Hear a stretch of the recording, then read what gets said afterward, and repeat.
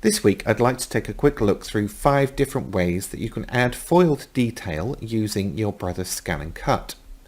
Now the price points are going to vary wildly and the techniques to apply the foil will also vary, but basically to help you decide if a particular technique is worth exploring, I'll give you a brief overview of how each works, the products used, and then some personal thoughts on each.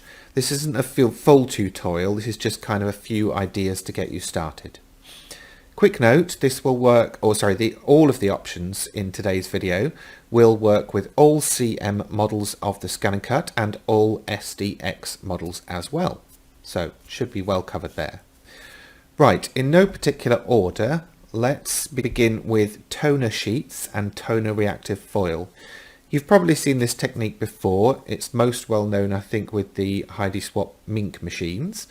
But basically, you take a sheet of paper or card that's been printed with toner, and then you cut a shape, run it through a heat press of some sort, like a Mink machine or a heated laminator, together with toner reactive foil. And the toner melts, grabs hold of the foil, and then obviously when you peel the carrier sheet off, the foil is left on the cardstock wherever there was toner. Now in the case of toner sheets, that's going to be all over your printed shape. So this is good for big blocky shapes that you want to foil in their entirety. It's not good for detailed designs or fine line drawings. It could get a bit pricey though.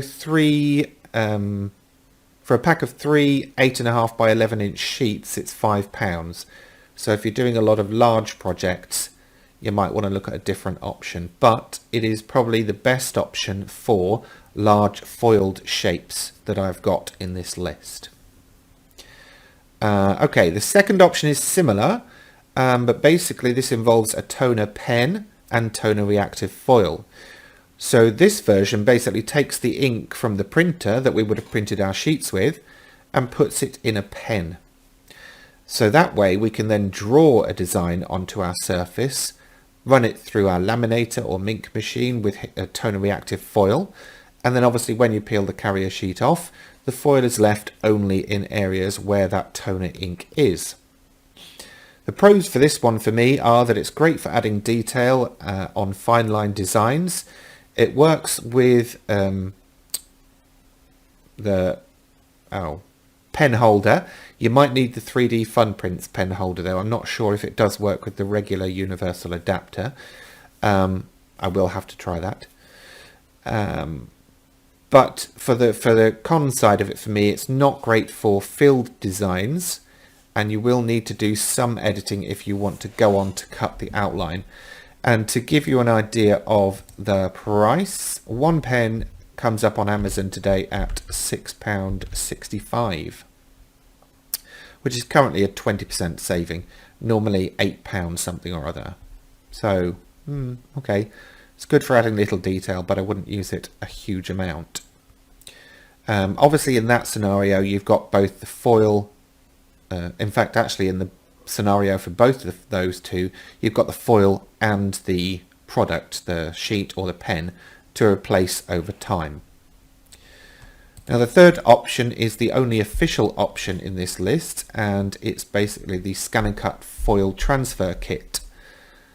This basically uses a glue pen to apply the design to your chosen surface, so you'll draw with your machine with the glue pen, and then you would press contact foil onto it, and then when you remove the contact foil, the design is left wherever the glue was drawn.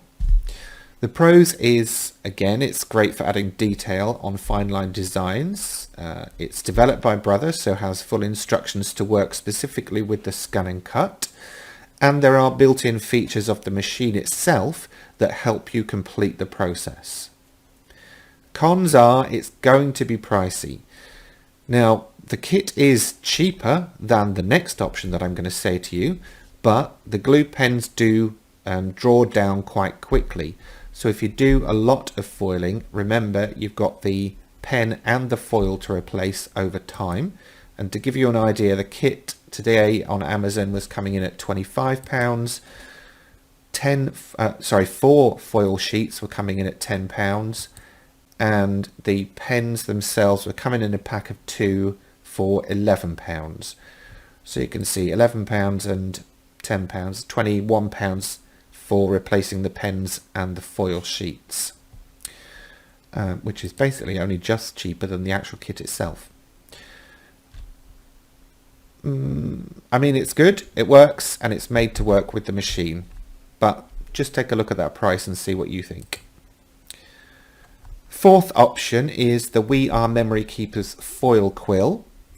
This is basically a heated tip that replaces your cutting blade, and this, working in conjunction with heat reactive foil, will apply the design to your chosen surface. The pros are that although it's more expensive on the initial outlay than the official kit that I just mentioned, there are less ongoing costs because you only have the foil to replace. Now, there are a few cons for me on this one. Obviously, it's not endorsed under the scan and cut warranty, neither are any of the other options, by the way, apart from the official kit.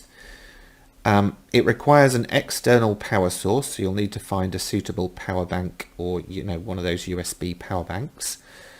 Does take a little effort in the beginning to find the right pressure settings for each tip, and obviously you will need to experiment for each different surface that you'll need to foil onto, but once you've done that you'll be on a roll.